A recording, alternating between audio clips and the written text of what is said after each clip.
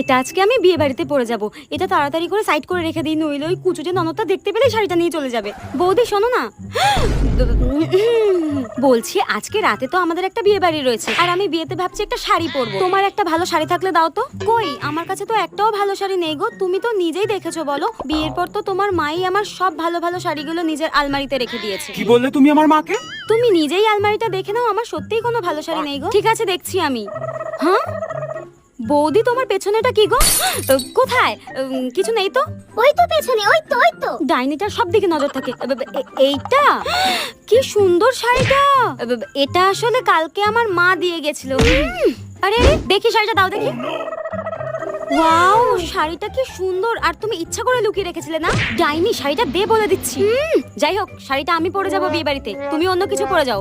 লুকিয়ে রাখা ভালো লাগে না। কুচিতে ননদের মনে হয় গলাটাই টিপে দিই। ডাইনি দেখি একটা।